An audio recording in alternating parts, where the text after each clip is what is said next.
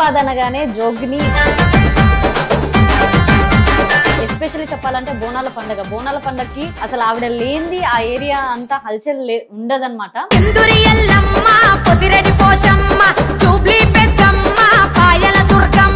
మీరు నిజంగా ఇన్ని రోజుల నుంచి జ్యువెలరీతో సికింద్రాబాద్ లో రంగం ఎక్కినా కానీ కూడా ఏదైనా కానీ కూడా పసుపు రుద్దుకొని రంగం ఎక్కిన తర్వాత అదే శారీని గోష్లాగా కట్టుకోవాలి. జోగినీలకి శివశక్తులకి తేడా ఏంట? బోనం ఎవరైనా ఎత్తుకోవచ్చు, ఫలానా వీళ్ళు ఎత్తుకోవాలి, ఆడవాళ్ళు ఎత్తుకోవాలి, జోగినీలు ఎత్తుకోవాలని. మీరు బోనం ఎత్తుకున్నప్పుడు కానీ చాలా మంది దేవుడు వచ్చేసి సిగమొగుతూ ఉంటారు. అక్కడ కొంతమంది అమ్మాయిలు వస్తారు, కొంతమంది అబ్బాయిలు వస్తారు, కానీ అందులో ఎక్కడ నిజాయితీ అనిపించింది నాకు. మరి బోనం కుండకి బొట్లు ఎందుకు పెడతారు?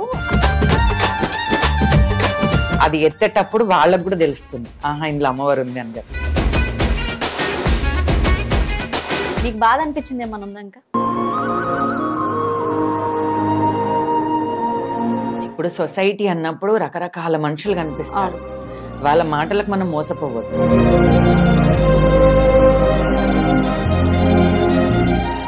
Welcome to our channel. మనతో ఉన్న గెస్ట్ ఎవరనంటే సైదాబాద్ అనగానే జోగిని వైష్ణవి గారు చాలా మందికి గుర్తొస్తారనమాట.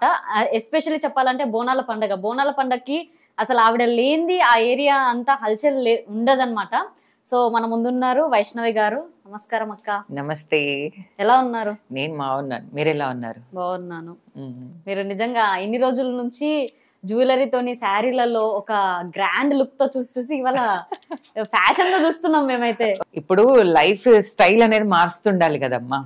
ఇప్పుడు దేవుడి దగ్గరికి వెళ్ళినప్పుడు భక్తితోనే వెళ్ళాలి, మ్యారేజ్ కి వెళ్ళినప్పుడు ప్రేమతో వెళ్ళాలి. అట్లా ఎప్పుడు ఒకే విధంగా ఉండలేం కదా. అవును, అలా. ఓకే, లాస్ట్ టైం అయితే మీరు బోనం ఎత్తుకొని వెళ్తున్న సిచ్యువేషన్ లో చాలా గొడవలు కూడా జరిగాయి. పోలీస్ వాళ్ళు ఆపేస్తే మీరు లోపలికి వెళ్ళారు అలానే. సో ఈసారి ఎలా జరుగుతుంది మరి? బోనాల పండుగ అంటేనే అసలు బోనాలు, అమ్మవార్లు, శివసత్తులు, జోగినీలు, అలాగే పోతరాజులు, ఒగ్గోళ్ళు, బైన్లోళ్ళు వీళ్ళందరూ ఉండాలి. అవును. మరి ఎండోమెంట్కి ఇవన్నీ ఎందుకు తెలవట్లేదండి? ఎండోమెంట్కి ఇప్పుడు రాష్ట్ర పండుగ బోనాల పండుగ అన్నప్పుడు మన కల్చర్ని మనం రీప్రజెంట్ చేస్తున్నప్పుడు మా సొంత ఖర్చులతోనే మేము ఫెస్టివల్ చేస్తున్నాం.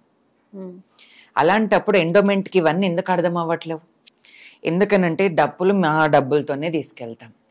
పువ్వుల దండలు కానీ, అమ్మవారి కొడబియ్యం పోయడం కానీ, బోనం ఎక్కియడం కానీ ప్రతి ఒక్కటి మా సొంత ఖర్చులతోనే మేము వెళ్తాం.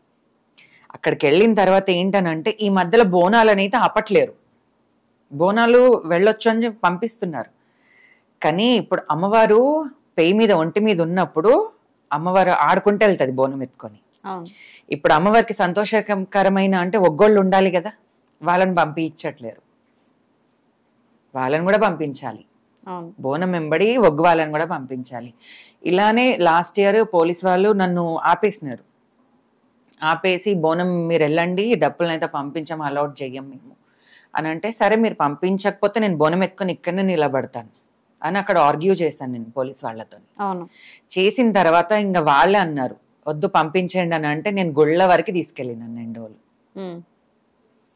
అది నాకు చాలా హ్యాపీనెస్ అనిపించింది. కానీ ఒక బోనాల పండుగ అని అంటే ఒక నార్మల్ ఒక పర్సన్ ఇప్పుడు అమ్మవారు దర్శించుకున్న తర్వాత జోగినీల బోనం కోసం వెయిట్ చేస్తారు పబ్లిక్ అంతా. ఇప్పుడు వైష్ణవి బోనం వస్తుంది, లేక ఇంకెవరైనా బోనం వస్తుంది వెయిట్ చేసి అక్కడ ఉంటారు ఈవినింగ్ వరకు. అలాంటప్పుడు మీరు మమ్మల్ని ఆపేసి, మమ్మల్ని ఇది చేసి, మమ్మల్ని బాధ పెట్టడం కరెక్ట్ కాదు కదా. ఇది ఎంతవరకు న్యాయం? మరి ఇది ఎండోమెంట్ డిపార్ట్మెంట్ అయితే తెలుసుకోవాల్సిన విషయమే కదా ఇది. ఈ బోనాల విషయంలో ఎన్నో రోజుల నుంచి గొడవలు పడుతున్నాం మేము.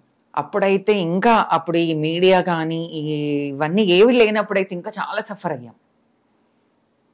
అప్పుడు బోనాలను నూకేసిండ్రు, మమ్మల్ని దొబ్బేసిండ్రు. ఇంకొకటి ఏంటంటే తెలంగాణ అంటే బోనం ప్రత్యేకత అంటారు, రాష్ట్ర పండుగ. అవును, అది రాష్ట్ర పండుగ ఏ విధంగా అవుతుందో మీరు అన్ని ప్రతి జాతరలు మీరు చూస్తున్నారు. రాష్ట్ర పండుగ ఎవరికి అవుతుందంటే రాజకీయ నాయకులు తప్ప ఇంకెవరికి అవ్వట్లేదు. అది జోగినీలకు కానీ శివశక్తులకు కానీ ఇంకా నార్మల్ పర్సన్ కానీ ఇది జాతీయ పండగ అన్నట్టు అనిపించట్లేదు. ఎందుకనంటే మేము ఇంత కష్టపడి బోనం తీసుకొని 10-15 కిలోల బరువు ఎత్తుకొని మేము వెళ్తాం దేవుడి దగ్గరికి. ఇప్పుడు అమ్మవారు కూడా మా వేషధారణ మా అమ్మవారు కూడా చూడాలి జోగినిని. జోగినిలా రెడీ అయ్యి వచ్చింది, ఇంత ఘనంగా రెడీ అయ్యి వచ్చింది, అమ్మవారికి ఇట్లా బోనం సమర్పించిందని అమ్మవారు కూడా తన చాటంత కళ్ళతో మమ్మల్ని చూడాలి. కానీ మమ్మల్ని ఆపేసి ఉత్త బోనంని పంపించి డోళ్ళు పంపించకుండా ఇది ఎంతవరకు కరెక్ట్? ఓకే, ఇప్పుడు ఈ బోనంకి ఎలా ఉండాలనుకుంటున్నారు? బోనాల పండుగ అని అంటే అందరినీ గుర్తించండి, జోగినీలని శివశక్తులని అందరినీ. ఒక్కొక్కరు పెద్ద పెద్ద బోనాలు ఎత్తుకొని వస్తారు, వాళ్ళని కూడా ఆపేస్తున్నారు ఈ మధ్యలో. ఇది ఎంతవరకు న్యాయం అనేది తెలియాలి జనాలకి. ఓకే, ఇంకొకటి అక్క, మీరు బోనం ఎత్తుకున్నప్పుడు కానీ చాలా మంది దేవుడు వచ్చేసి సిగమొగుతూ ఉంటారు. సో ఎలా ఉంటది? అందరు వచ్చినట్టుగానే ఉంటదా లేదంటే ఏమవుతుంది వాళ్ళందరికీ? అమ్మవారి ఒగ్గోళ్ళు ఏం చేస్తారంటే అమ్మవారి దండకాలు వేస్తారు. దండకాలు వేసినప్పుడు ఖచ్చితంగా అమ్మవారు వస్తుంది, మన ఒంట్లోకి అమ్మవారు వస్తుంది. వచ్చినప్పుడు మాత్రం ఖచ్చితంగా బోనం ఎత్తుకున్నదే గుర్తుంటుంది, బోనం దించిన దాకా అసలు ఏది గుర్తుండదు. ఇంకొకటి, బోనం ఎత్తుకొని దేవుడి దగ్గర గుడి దగ్గరకు వెళ్ళేదాకా ఒక్కొక్కరు చాలా బరువు మోస్తున్నాను నేను, నా మీద దేవుడు కూర్చున్నారు, అమ్మవారు కూర్చున్నారు బోనంలో అని అంటారు. అది నిజమేనా? నిజమే అండి. ఎందుకంటే నార్మల్గా ఉన్నప్పుడు మనం ఒక 5 kgs రైస్ బ్యాగ్ ఉంటుంది, అది ఎత్తుతే నార్మల్గా ఈజీగా క్యారీ చేయవచ్చు. అవును. ఇప్పుడు అదే బోనంలా అదే అన్నం వండిన తర్వాత పెట్టి మనం బోనం అలంకరించి నార్మల్గా ఇప్పుడు మాకు అలవాటైంది బోనాలు కాబట్టి మాకు అర్థమైపోతుంది, ఇందులో అమ్మవారు ఉందని చెప్పేసి. నార్మల్ జనాలకి ఏదైతే బోనం యొక్క అవి పాత్రలు ఉంటాయో పసుపు కుంకుమతో అలంకరించి దాన్ని ఒక దైవ స్వరూపంగా చూస్తాం బోనంని. అది ఎత్తేటప్పుడు వాళ్ళకు కూడా తెలుస్తుంది, ఇందులో అమ్మవారు ఉంది అని చెప్పి ఆ వెయిట్ లో. ఓకే, అంటే అదే వెయిట్ అనేది గాని ఇదంతా గాని ఎలా వస్తుంది? అది అమ్మవారి మహిమ అంతే అంటారు. అమ్మవారి మహిమనైతే అమ్మవారి దాన్ని అయితే వర్ణించలేం కదా, తెలపలేం కదా. ఇంకొకటి, బోనం ఎత్తుకొని వెళ్తుంటే వెనక్కి తిరిగి చూడొద్దు అంటారు, కరెక్టేనా? అది నార్మల్ పబ్లిక్ అండి. నార్మల్ పబ్లిక్ కి ఎలా అనంటే ఇప్పుడు ఇంట్లో బోనాలు చేసుకుంటారు కదా, ఒక్కసారి ఇంటి ముంగట బోనం ఎత్తుకున్న తర్వాత సాక పెట్టిన తర్వాత వెనకకి మళ్ళీ చూడొద్దు అని చెప్తారు. అలా చేతుల నుంచి పాస్ అవ్వచ్చునా? అంటే ఎవరైతే ఎత్తుకున్నారో వాళ్ళే అక్కడ బోనం సమర్పించాలి. అట్లా ఒకరి నుంచి ఒకరు అట్లా చేసుకోవడం కరెక్ట్ కాదు అది. కానీ ఈ మధ్యలో చాలా మంది చేస్తున్నారు అట్లా. ఎందుకంటే అది భరించలేకపోతున్నాం, ఆ బరువు చాలా బరువు అవుతుంది అని అంటారు అట్లా. ఓకే, ఒకప్పుడు బోనం అంటే ఒక మట్టి కుండల్లో చేయడము, ఇప్పుడైతే స్టీల్, ఇత్తడి, ఇంకా ఏంటిది అది వర్క్ బోనాలు, వెండి ఆగక స్టీల్, ఇత్తడి, వెండి బోనం, ఇట్లా ఇన్ని చేస్తున్నారు. ఇవన్నీ ఏంటక్క? ఇప్పుడు ఆ కాలంలో ఏంటనంటే ఇంత ఆలోచన లేకుండే కాబట్టి మట్టి కుండలనే చేయాలి. ఇప్పుడు దేవుడికి సంబంధించిన ఏవైనా మట్టి కుండలే నైవేద్యం పెడతాం, మనం మట్టి కుండలనే ఉండాలి అని అంటారు. కానీ ఇప్పుడు ఏంటనంటే ఆ బోనం కుండ చేసిన తర్వాత బోనం చేసిన తర్వాత ఆ కుండని ఇంటికాడ పెడతాం కదా, ఇంటికి తీసుకొచ్చిన తర్వాత అది పగిలిపోయినా ఏదైనా చేసినా కానీ అదొక అనుమానం ఉంటుంది ప్రజలకి. కాబట్టి బోనాల కోసమే ప్రత్యేకంగా అమ్మవారికి మెయిన్గా పాత్రలు అనేది అంటే ఇత్తడి కానీ వెండి కానీ ఎవరికి స్తోమతకు తగ్గట్టు వాళ్ళు ఇవి అరేంజ్ చేసుకుంటున్నారు. ఓకే, మీరు కూడా వెండి బోనమైనా మట్టి కుండ బోనమైనా ఏ బోనమైనా అమ్మవారికి ఒకటే. ఓకే, అది మన డిజైన్, మన ఆలోచన. ఓకే, బోనం కుండకి బొట్లు ఎందుకు పెడతారు? ఐస్ అవన్నీ అలంకరిస్తారు, అవన్నీ ఎందుకు? ఇప్పుడు మనం బోనంని అమ్మవారితో పాటు పోలుస్తున్నాం, బోనం అంటే అమ్మవారు కాబట్టి అమ్మవారిని ఆ రూపంలో చూస్తాం కాబట్టి అమ్మవారి రూపం పెడతారు అట్లా.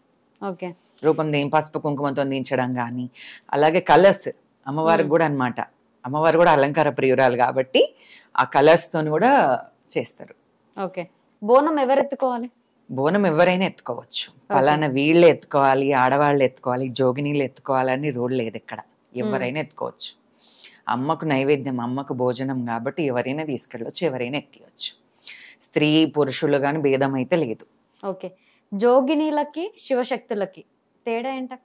జోగిని అంటేనేమో లైఫ్ అంతా అమ్మవారికి తన లైఫ్ అంతా సాక్రిఫైస్ చేస్తుంది, చనిపోయేంత వరకు కూడా, తన క్షితి కాలేంత వరకు కూడా అమ్మవారికి సాక్రిఫైస్. జోగినీలకి ఎలా అనంటే ఇప్పుడు ఒకప్పుడు ఒక సర్టెన్ ఒక ఏజ్ వచ్చిన తర్వాత జోగిని చేస్తారు. జోగిని చేసిన తర్వాత తను చనిపోయిన తర్వాత కూడా మళ్ళా అమ్మవారితో కళ్యాణం చేస్తారు. కత్తికి బాసింగం కట్టి జోగినికి కూడా బాసింగం కట్టి పుస్తెలు మెట్టెలు ఇవన్నీ కట్టిన తర్వాతనే తీసుకెళ్తారు జోగినికి.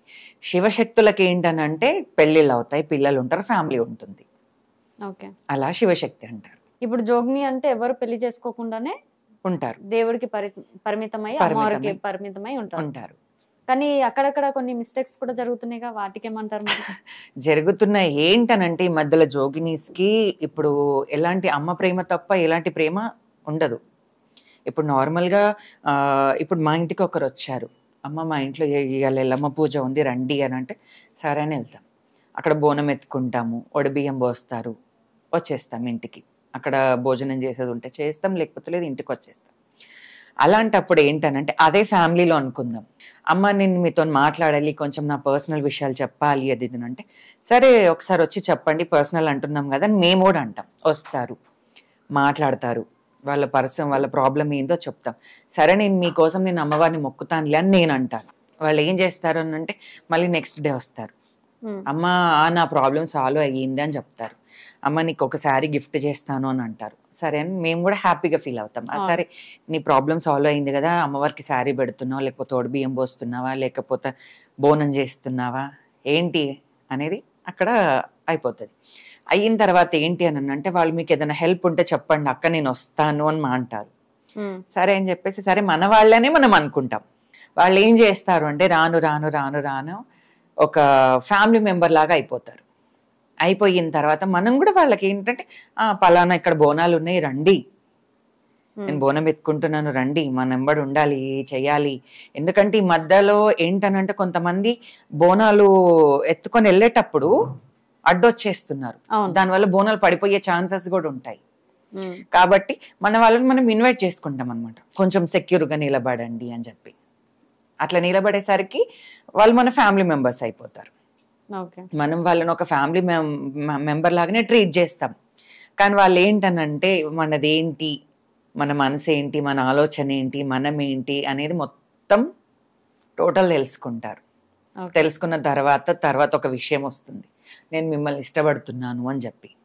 అప్పుడు జోగిని కానీ ఇంకెవరైనా కానీ ఏం ఆలోచన చేస్తారు, అరే ఎన్ని రోజులు నాకు హెల్ప్ చేశాడు కదా, లైఫ్ లాంగ్ కూడా హెల్ప్ చేస్తాడేమో అని చెప్పి నమ్ముతారు. నమ్మిన తర్వాత సరే అని చెప్పేసి కొంతమంది జోగినీలు పెళ్లిళ్ళు చేసుకున్న వాళ్ళు ఉన్నారు, వాళ్ళ విషయం నేను మాట్లాడుతున్నాను, నాది కాదు. వాళ్ళు ఏంటంటే చేసుకున్న తర్వాత వాళ్ళ విశ్వరూపం ఏంటో చూపించారు. జోగిని దగ్గర ఎంత డబ్బు ఉంది, ఎంత గోల్డ్ ఉంది ఏంటి, సరే మాకు ఇవ్వండి నేను మళ్ళీ ఇస్తాను అని అడుగుతారు. సరే మన ఫ్యామిలీ మెంబర్ కదా అని ఇస్తాం.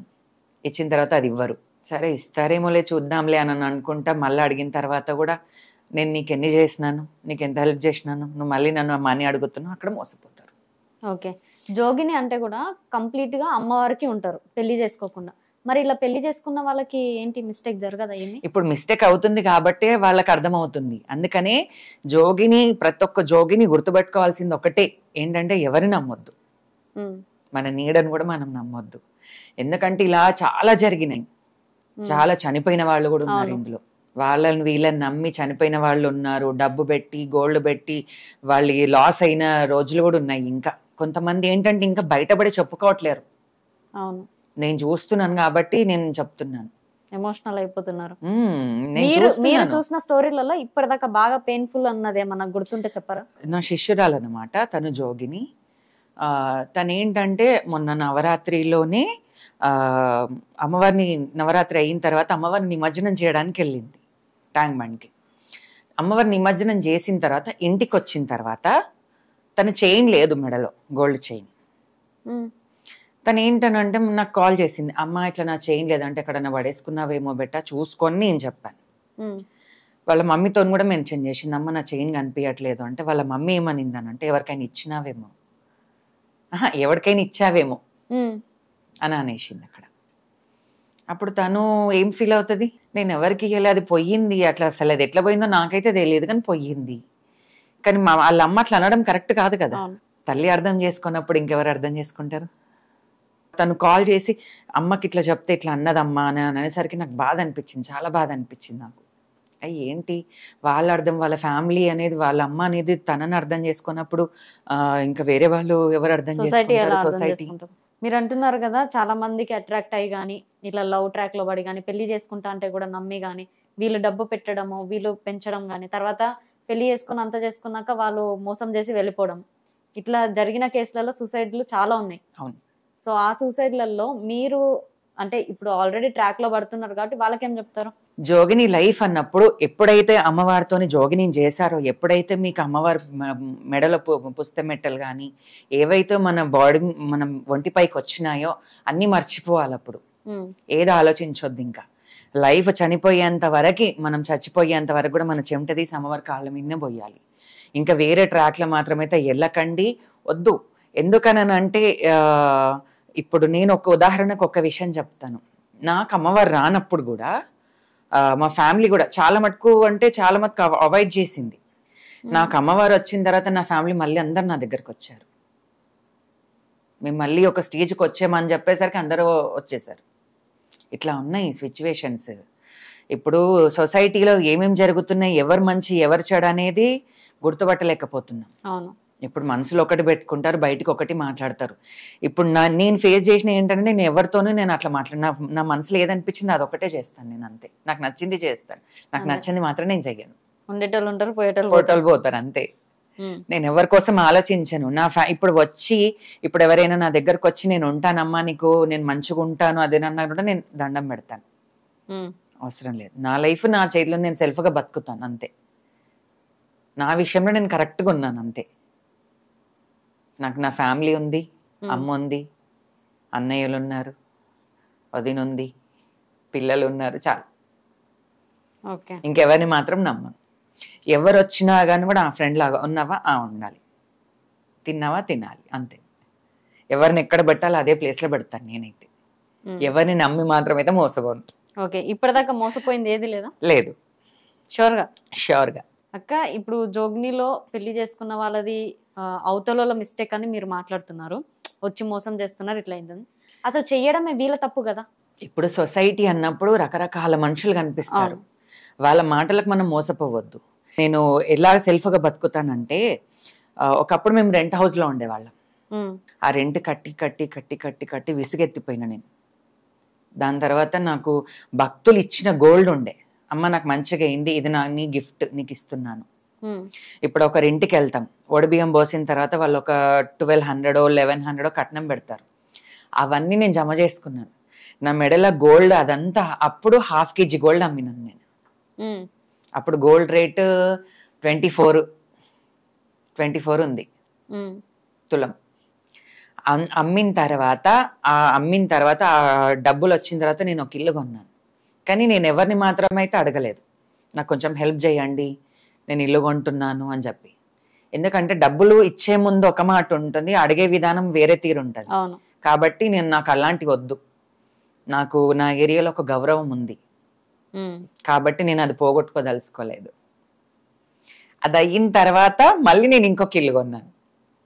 ఇల్లు కొన్న తర్వాత కూడా అప్పుడు నేను ఒక ఇద్దరి దగ్గర నేను అమౌంట్ తీసుకున్న తర్వాత నేను మళ్ళీ ఏంటంటే ఆ ఇంటి పైన స్లాబ్ వేసాను. ఆ స్లాబ్ వేసి పూజ చేసే వీడియో నేను స్టేటస్ లో పెట్టేసరికి వాళ్ళు ఏం చేశారనంటే, ఇచ్చే ముందు ఒక మాట అన్నారు, అమ్మా మీరు ఇచ్చే వరకు నేను అడగను అని చెప్పారు. ఆ స్లాబ్ వేసే వీడియో నేను ఆ స్టేటస్ లో పెట్టుకునేసరికి, మాకు అవసరం ఉంది ఇచ్చేయండి అని అడిగారు. 1 month లో నేను ఇచ్చేసినాను, నేను రిటర్న్ ఇచ్చేసినాను. అలా ఉంటుంది సొసైటీ.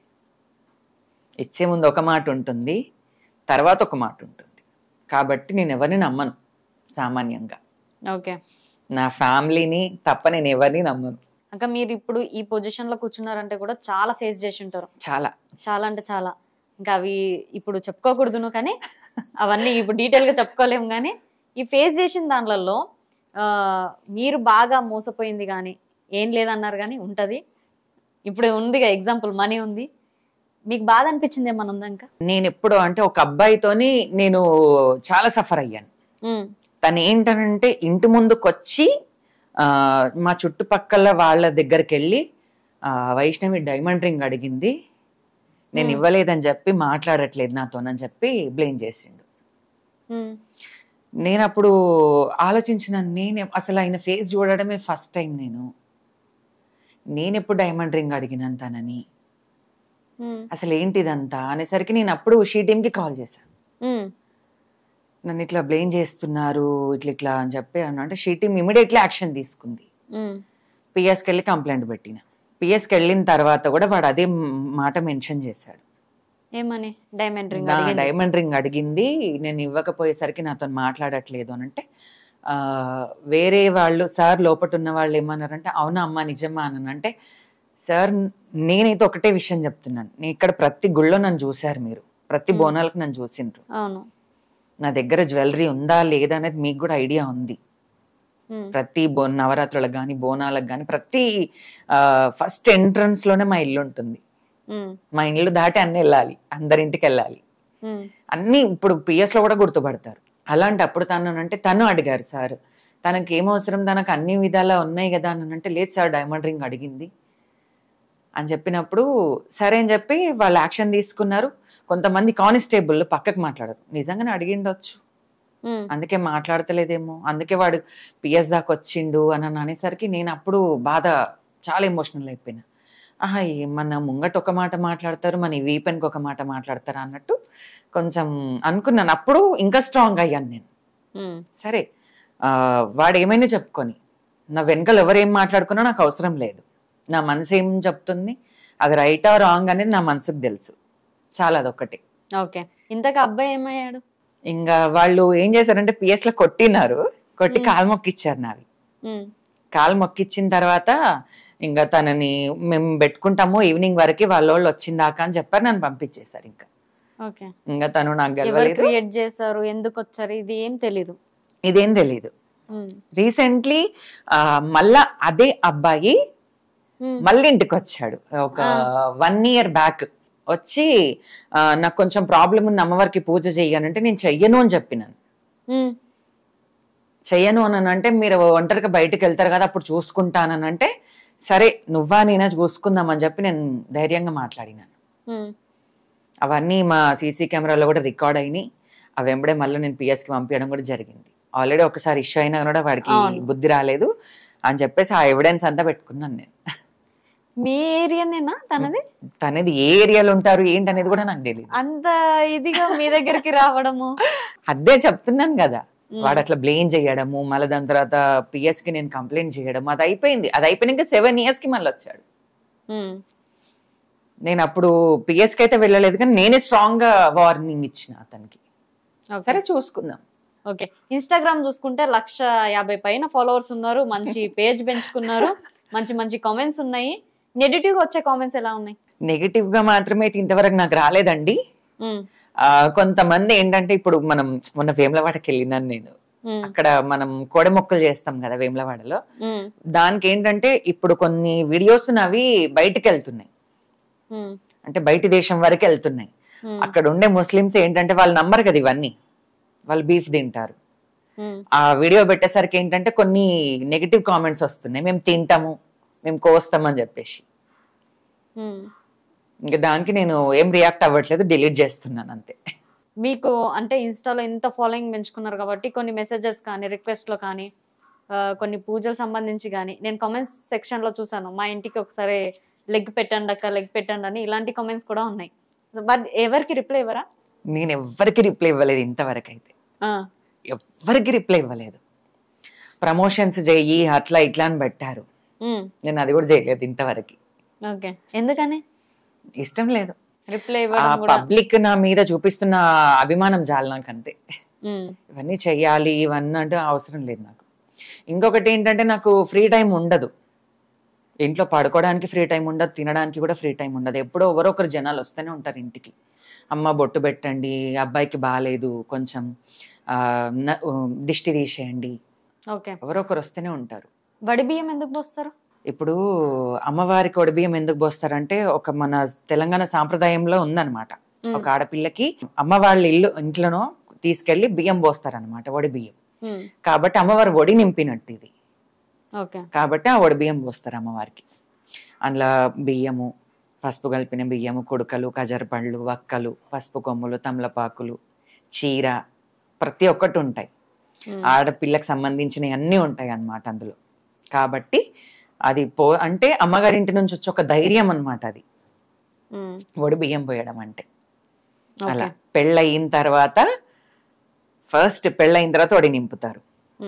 అలా అప్పటి నుంచి వడి బియ్యం అనేది స్టార్ట్ అవుతాయి అమ్మగారింటి నుంచి. ఒకప్పుడు జోగిని అంటే పసుపుయే కళ అంటారు, ఫేస్ కి అందం ఇచ్చేది, అదే మేకప్ అప్పట్లో. అవును, ఇప్పుడు మేకప్ అనే వరకు ఇంకా మొత్తము రెడీ అవ్వడం గానీ జనరేషన్ చేంజ్ అయిందిగా. ఇప్పుడు ఒకప్పుడు ఎట్లా అంటే జోగినికి ఇంత వాల్యూ లేకుండే మరి అప్పుడు ఎలా అనంటే సికింద్రాబాద్ లో రంగం ఎక్కినా కానీ కూడా ఏదైనా కానీ కూడా పసుపు రుద్దుకొని నామం పెట్టుకొని బియ్యం పోసుకొని రంగం ఎక్కుతారు.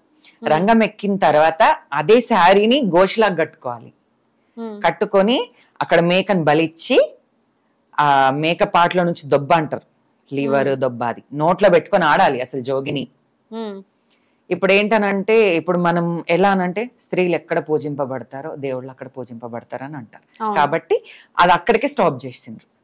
ఇప్పుడు అలా లేదు, ఇప్పుడు చేంజ్ అయింది చాలా. నిజంగానే మీరు అన్నట్టుగా మీ వీడియోస్ లో కూడా చూసాను, 2 లెమన్స్ అటు ఇటు పెట్టేసుకొని అవి ఇంకా పెయిన్ రాదా? అమ్మవారు ఉన్నప్పుడు ఏది గుర్తుండదు. ఇప్పుడే చెప్పాను కదా, అమ్మవారు ఉన్నప్పుడు ఒంటి మీద ఉన్నప్పుడు ఏది గుర్తుండదు. తర్వాత కదా అయిపోయిన తర్వాత ఏమనిపించదు, ఇంకా నొప్పిని ఫేస్ చేయడం అట్లా ఏమనిపించదు. ఓకే, ఆ టైంలో ఏం జరిగినా కూడా ఎందుకంటే ఇప్పుడు బోనం ఒక్కటే కాదు, ఇప్పుడు కొమరెల్లికి వెళ్తాం, అక్కడ అగ్నిగుండాలు దొక్కుతాం, అప్పుడు కూడా కాలు గాలవు మరి.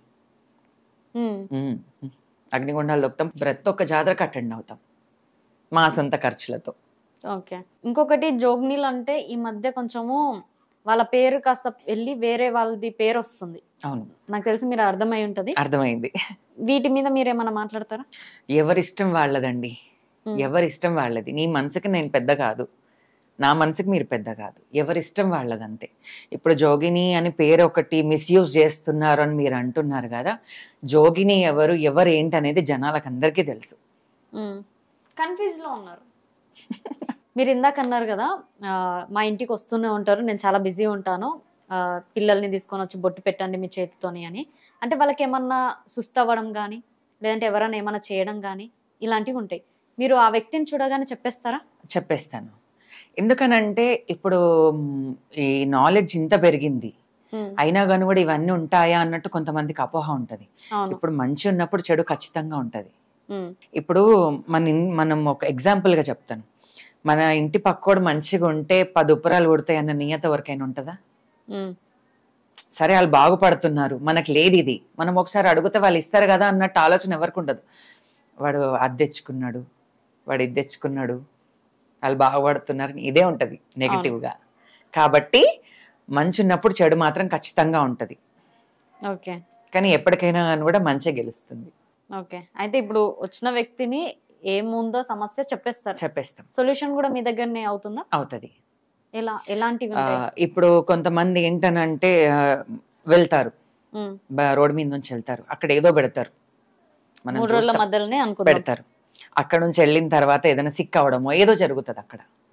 అప్పుడు చెప్తాను, తను అక్కడ నుంచి వచ్చారు, కొంచెం దిష్టి తగిలింది, తీసేయాలి అంటే కొబ్బరికాయలు తీసుకురండి, తీసేస్తాం. అలా తీసేసినాక ఇంటికి వెళ్ళి స్నానం చేసుకోండి అని చెప్తాం. అట్లా అంతవరకు ట్రీట్మెంట్ అంతే. ఓకే, మళ్ళీ అది చేసిన తర్వాత అడుగుతాం మళ్ళీ కూడా, ఓకేనా, రైటా, మంచిగా ఉన్నారా, మంచి లేదా అడుగుతాం. నిజంగా ఇది చాలా గ్రేట్ స్టోరీ. నిజంగా ఇంతసేపు నేను బ్లాంక్ లో కూర్చున్నాను, కానీ ఇంతమంది సమస్యలు మొత్తం తీర్చేసి వాళ్ళ కానుకలు మీరు ఇప్పుడు ఇలా కూర్చోబెట్టిందంటే అదంతా అమ్మవారి దయ కాబట్టి. ఇప్పుడు ఏంటనంటే మేము ఒక్క విషయం మాట్లాడతాను, ఇప్పుడు మేము చెప్తాం ఇట్లా అని, ఇవి ఇట్లా చేసుకోవాలి, ఇప్పుడు తనకు ఒక గాలి సోకింది ఏదైనా చేసుకోవాలి అని చెప్తే ఇవన్నీ ఉంటాయా, గాలి చేతబళ్ళు ఇవన్నీ ఉంటాయా అని ఆలోచన చేస్తారు. అదే ఒక మనం ఏదైనా గృహప్రవేశమో ఏదైనా టెంపుల్కి వెళ్తాం, పంతుల దగ్గరికి వెళ్తాం, మా పెళ్ళి అవ్వట్లేదని చెప్పేసి పంతులు చెప్తారు కదా నవగ్రహాల పూజ చేయాలి అదని చెప్పేసి, దానికి దీనికి డిఫరెంట్ ఏముందండి? ఇప్పుడు వాళ్ళు అది చేయిస్తారు, మేము ఇట్లా చేస్తాం. కొంతమంది అంటారు ఆ మాయలు మంత్రాలు ఇవన్నీ నిజమా, ఇదంతా మూఢనమ్మకాలు కదా అని అనుకుంటారు. ఎందుకంటే మన తెలంగాణ కల్చరే కాదు, ఎక్కడైనా సరే మనం ఒక ఇల్లు కట్టుకోవాలన్నా ఫస్ట్ భూమి పూజ చేస్తాం. అవును, ఇంటికి వెళ్ళిన తర్వాత గృహప్రవేశం అని, ఇంటి లగ్గం అని ఇవన్నీ చేస్తాం. అవును. ప్రతి ఒక్క పూజకు ఒక్కొక్క అర్థం ఉంటుంది. ఏ శివశక్తులు చేసే పూజలు కూడా ఒక్కొక్క దానికి ఒక్కొక్క అర్థం ఉంటుంది. కొంతమంది మూర్ఖులు నమ్మేవాళ్ళు నమ్మరు ఇవన్నీ. కాబట్టి నేను ప్రతి ఒక్కరికి మెన్షన్ చేస్తాను ఇది. ఇప్పుడు ఒక డాక్టర్ అంత చదువుకుంటారు, ఒక సర్జరీ ఉంటుంది, మేజర్ అయినా మైనర్ అయినా కానీ కూడా వాళ్ళది ఏమన్నా అక్కడ లోపల ఏదైనా మిస్టేక్ అయితే మా బాధ్యత కాదని ముందుగానే సిగ్నేచర్స్ తీసుకుంటాం. మళ్ళీ మా కాపాడండి అంటే అంత దేవుడు దయ అంటారు. దేవుడు వచ్చి చేస్తారా? ఆపరేషన్ చేయరు కదా, డాక్టర్లే కదా. అదొక నమ్మకం. ఏదైనా నమ్మాలి, నమ్మితేనే సొమ్ము లేకపోతే దుమ్ము. ఏ పని అయినా ఏదైనా చేసేది ఉన్నా కానీ కూడా నమ్మకంతో చెయ్యాలి. చేస్తే అది కరెక్ట్గా రీచ్ అవుతుంది. ఇప్పుడు కొంతమంది వెళ్తుంటారు, పిల్ల అడ్డం వస్తుంది, అబ్బా పిల్ల అడ్డం వచ్చింది, పని కాదు అని అనుకుంటారు. నేను ఇవన్నీ పట్టించుకోను. పిల్ల అడ్డం వచ్చినా ఏదడ్డం వచ్చినా నేను వెళ్తాను, నా వరకు నేను కంప్లీట్ చేసుకొని వస్తాను. ఓకే. లవ్ అంటే ఏంటక్క? నాకు తెలియదు. ఎందుకనంటే దానికోసం ఆలోచించడమే మర్చిపోయినాను నేను అసలు. ఇప్పుడు ఇన్ని ప్రాబ్లమ్స్ చెప్పాను కదా, అట్లా లవ్ ప్రాబ్లం ఉన్న వాళ్ళు కూడా వచ్చారు. కానీ అక్కడ కొంతమంది అమ్మాయిలు వస్తారు, కొంతమంది అబ్బాయిలు వస్తారు. కానీ అందులో ఎక్కడ నిజాయితీ అనిపించదు నాకు. మరి ఎక్కడ నిజాయితీ అనిపించదు. మరి అబ్బాయి చెప్పిన విషయాల దగ్గర నిజాయితీ అనిపించదు, అమ్మాయిలు చెప్పిన విషయాల దగ్గర కూడా నిజాయితీ అనిపించదు. వీళ్ళు ఏదో టైం పాస్ ఉంది అన్నట్టు అనిపిస్తుంది నాకైతే. ఇందులో ట్రూ ఉందా, ఇది నిజమేనా, వీళ్ళిద్దరు ఓకే ఉన్నారా అసలు అన్నట్టు అనిపించదు. ఏవో కొన్ని చెప్పలేము, కొన్ని సక్సెస్ అవుతాయి అంతే. ఓకే. ట్రూ ఉందా అంటే ట్రూ లవ్ అంటే ఏంటి? సక్సెస్ అయినాయి ట్రూ లవ్ అంతే. ఇప్పుడు పెళ్లి చేసుకుంటారు కదా, పెళ్లి లవ్ మ్యారేజ్ చేసుకున్న వాళ్ళది సక్సెస్ అనుకుంటాను. ఇప్పుడు అట్లా అందుకని అంటున్నాను. అక్కడ మళ్ళీ పెళ్లి చేసుకున్న తర్వాత అయిపోయింది, అక్కడ ప్రేమ తగ్గిపోతుంది, అక్కడ ఏమి ఉండదు ఇంకా. పెళ్లి లవ్ లో పడ్డప్పుడు ఏంటనంటే ఒక ఆలోచన ఉంటది, నాకు ఇలాంటి అమ్మాయే కావాలి, ఇలాంటి అబ్బాయే కావాలి అని అదొక ఆకర్షణ అంతే. ఇప్పుడు లవ్ లో ఉంటారు, లవ్ అంటారు, అక్కడిక్కడ వెళ్తారు, సరే యో విష్ నాకు తెలీదు, వాళ్ళ కోసం ఎక్కడైనా తిరగనివ్వండి. కానీ ఏంటంటే పెళ్లి చేసుకున్న తర్వాత, పెళ్లి చేసుకునే ముందు ఎన్నో ఆశలు ఉంటాయి, పెళ్లి చేసుకున్న తర్వాత ఇది ఇంతే లైఫ్ అన్నట్టు అనిపిస్తుంది అంతే. నేను చూస్తున్నాను, కళ్ళతో చూస్తున్నాను నేను. పెళ్లి చేసుకున్నాక కూడా ఇప్పుడు లవ్ మ్యారేజ్ ఉన్న వాళ్ళు ప్రాబ్లమ్స్ లో పడుతున్నారు, అరేంజ్ మ్యారేజ్ చేసుకున్న వాళ్ళు కూడా ప్రాబ్లమ్స్ లో పడుతున్నారు. అక్కడ అండర్స్టాండింగ్ మెయిన్. ఆ అండర్స్టాండింగ్ లేకని ఇవన్నీ డైవర్స్. ఓకే. మీ దగ్గరికి ఎక్కువ గర్ల్స్ బాయ్స్ వస్తూ ఉంటారు, లవ్ స్టోరీలు చెప్తూ ఉంటారు, జెన్యూన్ అనిపించదు నాకు అని ఉన్నారు. వాళ్ళు రెగ్యులర్ గా చెప్పేటివి ఏంటి, ఇంకేటివి? నాకు అమ్మాయి కావాలి, ఆ అమ్మాయి నా దగ్గరకు వచ్చేలాగా చూడు, పూజ చెయ్యి, వశీకరణ. లేకపోతే ఒక అమ్మాయి వస్తుంది, నాకు ఆయనతో పెళ్ళయ్యేటట్టు చూడు, నన్ను పట్టించుకోవట్లేడు అబ్బాయి, అబ్బాయికి ఇంకొక ఆమెతో మాట్లాడుతున్నాడు, వాళ్ళిద్దరికి బ్రేకప్ అవ్వాలి, ఇవే ఉంటాయి. ఇవన్నీ చేస్తారా? మరి చెయ్యను. ఫస్ట్ చెప్తాను ఒకటే మాట, ఇదంతా నిజమా అని అడుగుతాను. ఓకే అని అంటే అప్పుడు సరే వస్తున్నారు కదా అమ్మవారికి మొక్కండి చూద్దాం. ఓకే, అంతే. ఇప్పటిదాకా ఏదైనా లవ్ స్టోరీ సక్సెస్ చేసింది ఏం లేదా? ఉన్నాయి, 2-3. ఎందుకు మీకు జెన్యూన్ అనిపించింది? అది నాకు మంచిగా అనిపించింది. అది నేనేం చేయలేదు. వాళ్ళిద్దరు ఫస్ట్ నుంచే మ్యారేజ్ చేసుకోవాలని ఫిక్స్ అయిన తర్వాతే వచ్చారు నా దగ్గరికి. ఓకే. సక్సెస్ అయిన స్టోరీస్ ఉన్నాయని అన్నారుగా, మరి వాళ్ళకి వశీకరణ చేశారా? వశీకరణ చేయలేదు, మాయ లేదు, మంత్రం లేదు, అక్కడ ఏది లేదు. వాళ్ళు ఆల్రెడీ మ్యారేజ్ చేసుకుందామని వచ్చారు కానీ వాళ్ళ ఫ్యామిలీస్ ఒప్పుకోలేదు. ఓకే. వాళ్ళు ఏంటనంటే వాళ్ళు ఎప్పుడైతే లవ్ లో ఉన్నారో పెళ్లి కాకముందే అన్ని ఐటమ్స్ కొనుక్కున్నారు. వాళ్ళు సపరేట్ గా ఉండడానికి ఒక ఫ్లాట్, సామాన్లు అన్ని, ప్రతి ఒక్కటి, పుస్తెలు, మెట్టెలు, ప్రతి ఒక్కటి కొనుక్కున్నారు. అప్పుడు అనిపించింది, ఫస్ట్ ప్లాన్ కొన్నారు అని అంటే వీళ్ళు ఖచ్చితంగా నేను చెప్పకుండా వాళ్ళు చేసుకుంటారు, నాదేం లేదు అక్కడ పాత్ర. ఓకే. సరే మీ మమ్మీ వాళ్ళు అది ఒప్పిద్దామని అంటున్నారు కదా, అమ్మవారికి మొక్కండి వెళ్ళి. అమ్మవారికి అని అంటే ఈ టెంపుల్కి పోండి, ఇక్కడికి వెళ్ళండి, అక్కడ నిమ్మకాయల పూజ చెయ్యండి, రావుకేతు పూజలు చెయ్యండి. ఓకే, అలా లవ్ సక్సెస్ అయ్యింది. ఓకే ఉన్నారు. మొత్తానికైతే మరి వశీకరణ ఏమైంది? వశీకరణ నేను ఇంతవరకు అయితే ఎవరికి చేయలేదండి. మరి తెలుసు కానీ నేను చేయలేదు, అంత అవసరం పడలేదు నాకు. ప్రాసెస్ అయితే తెలుసు కానీ అంత అవసరం పడలేదు. ఏదైనా మనసుతోటే గెలవాలంటారు. ఇప్పుడు మనోవ్యాధికి మనసుకి మందు లేదు, మంత్రం లేదు. అది మన మనసుతోనే మనం గెలుచుకోవాలి అంతే. ప్రాసెస్ తెలుసు, కొంచెం చిట్కాలు చెప్తే. లేదండి, ఆ చిట్కాలు అవన్నీ నేను చెప్పదలుచుకోలేదు. ఓకే, నిజమక్క. నేను దీనికన్నా ముందు ఇంకొక ఇంటర్వ్యూ చేసినప్పుడు ఆవిడ చెప్పినది ఏంటంటే, చాలా మంది వశీకరణ చేయించుకొని వస్తారంట క్లయింట్స్. ఈ లవ్ స్టోరీస్ చేయించుకొని వస్తారంట. మరి చేసేటోళ్ళు ఎవరున్నారో తెలియట్లేదు నాకు. ఇప్పుడు మనం ఒక్కరమే కాదు కదా, ఇంత పెద్ద ప్రపంచంలో మనం ఒక్కరమే కాదు కదా. ఇప్పుడు దేవుడు ఎంచుకున్న పిల్లలు ఎంతో మంది ఉన్నారు. ఇప్పుడు చెప్పను కదా, జోగినీలు, శివశక్తులు, ఇంకా ఎవరో ఉంటారు. అవును, వాళ్ళందరికీ కొన్ని వస్తాయి. మరి మీ లైఫ్ లో లవ్ అంటే ఏంటి? మీ లైఫ్ లో, ఇంతసేపు లవ్ గురించి అడిగిన, మీ లైఫ్ లో? నా లైఫ్ లో లవ్ అంటే ఫ్యామిలీ లవ్ అంతే. నాకు అది తప్ప ఇంకేది తెలియదు. ఇప్పుడు నా సొసైటీ కూడా, నా గల్లీలో వాళ్ళు నా మీద చూపించే ప్రేమ అదొక్కటి చాలు నాకు. ఎందుకంటే నేను ఎక్కడికైనా ఇప్పుడు వెళ్తున్నాను కూడా అమ్మ నమస్తే అంటారు. నమస్తే ఎక్కడి నుంచి అని అంటే, చిన్న ఆడుకునే పిల్లల నుంచి పెద్ద ముసలి వాళ్ళ దాకా అమ్మ నమస్తే అంటారు. బాగున్నావా అమ్మ, తిన్నావా, తినకపోతే రా మా ఇంట్లో తిందాం రండి అని అంటారు. అదొక్క ప్రేమ చాలు నాకు అంతే, ఇంకే ప్రేమతో అవసరం లేదు నాకు. ఇప్పుడు ఈ బోనాలకి ఏంటక్క స్పెషల్? లాస్ట్ టైం అయితే వెండి బోనం చేశారు, ఈసారి ఏమన్నా ఉందా? ఈసారి ఏం లేదండి, అవే కంటిన్యూ అవుతాయి. ఎందుకంటే అవి దేవుడి కోసం సెపరేట్ గా చేయించాం కదా, ఈసారి కూడా అవే కంటిన్యూ అవుతాయి. మీ లైఫ్ లో హ్యాపీ మూమెంట్ అంటే ఏంటి? ఏదని చెప్పలేము, అన్ని ప్రతి ఒక్కటి ఉంటాయి. ఇప్పుడు మా ఇంట్లో గృహప్రవేశం గానీ హ్యాపీ మూమెంట్ అదొకటి నాకు. ప్లస్ ఇంకేవైనా మా ఫ్యామిలీ ఫంక్షన్స్ లో అవన్నీ హ్యాపీ మూమెంట్లే నాకు అన్ని. కానీ మీరు అంటే ఒకప్పుడు అందరూ ఎలిగేషన్స్ వేసేవాళ్ళే, ఇప్పుడు అందరూ మీరు అన్నట్టుగా మంచి రెస్పెక్ట్ గానీ మంచి గౌరవం గానీ మీరు సంపాదించుకున్నారు. ఇంకొకటి ఏంటంటే, మీరు బోనం ఎత్తుకొని వెళ్తుంటే కూడా వచ్చి సెల్ఫీలు దిగుతున్నారు. వాళ్ళకి ఏంటంటే దేవుడికి, దయ్యానికి, భక్తికి అవన్నిటికి సంబంధం లేని వాళ్ళు ఉంటారు. దేవుడు అన్నప్పుడు భయము ఉండాలి, భక్తి కూడా ఉండాలి. వాళ్ళకి అవన్నీ తెలియదు.